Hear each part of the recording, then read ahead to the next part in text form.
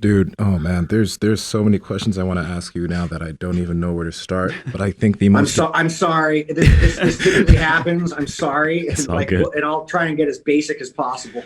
No, it's all good. But okay, so I guess the first thing, since you were just mentioning, the amount of breaths we take per day, and how we overbreathe, right? As a population, a lot of people Yeah. anxious. So, and then when they get angry or sad, like whatever during the day, their breath responds to it, right?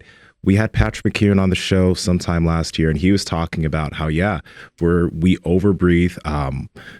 He was talking about the concept of actually having air hunger and diaphragmatic breathing. And the reason why I want to ask you this is because I've heard you on a podcast mention that, we take 26,000 breaths per day. And I heard you mention right here, it's around 20,000. So when it comes to the amount of breaths that people, I guess, should be taking per day, if you're not overbreathing, naturally you're taking less breaths. What do you think is the amount of breaths that the general population that is not breathing correctly, how many breaths do you think they take per day versus someone who has the breath control that you're speaking about?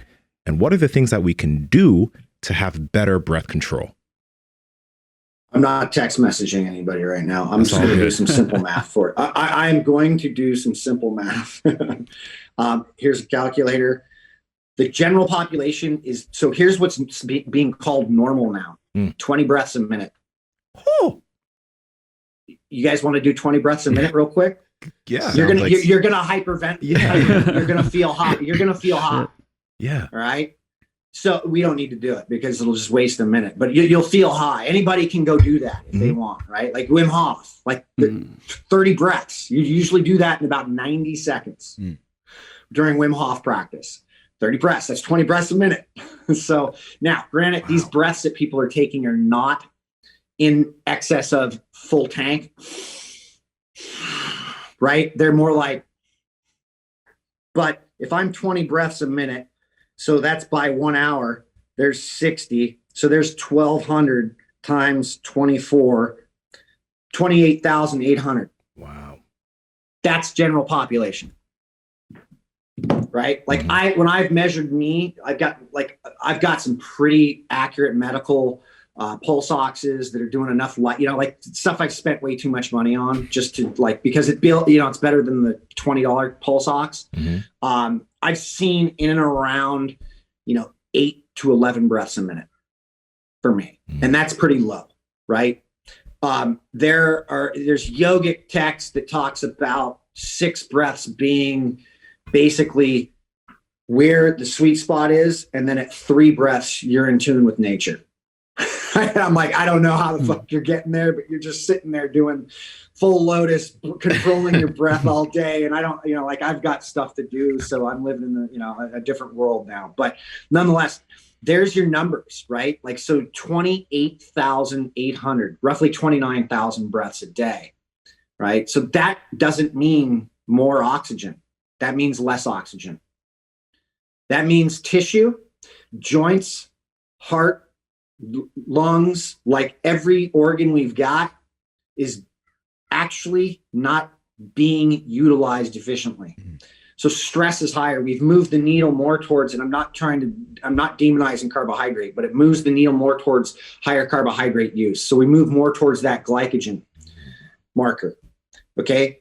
The body does not care. Here's a very important thing. The body does not care how there's not enough oxygen in the environment for the cell to use, whether that's from metabolic.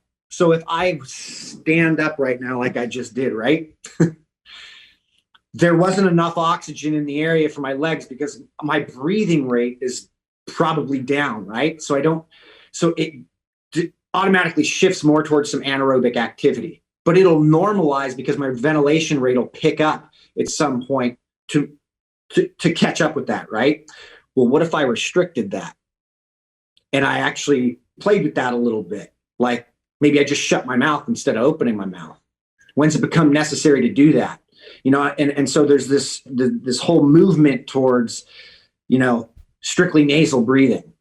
And we've never stood at the line saying everybody just needs to nasal breathe. There's a time and a place for everything. And I think inside, especially, your guys' world, there is need for mouth breathing, but God damn, would there be some easy stuff for you guys to do metabolically just by shutting your mouths a little bit?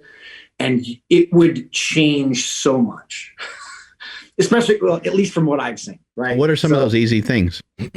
Like push a sled, right? Like the old concept of go push a sled, don't open your mouth. Just push the sled. And when you need to open your mouth, stop.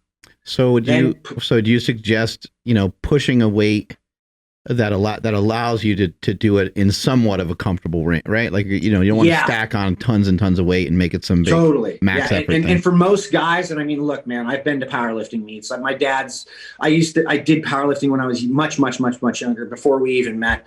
Like I've been seeing people at powerlifting meets. Some people should probably start just by walking. Go for a walk and shut your mouth. Because if you need to go on O2 concentrators when you're somewhere, or, and this is something you'll see at these meets, is like guys going on O2 concentrators. It's not an O2 problem. Right. It's a CO2. Like the amount of mass you're carrying requires more energy. We all know that.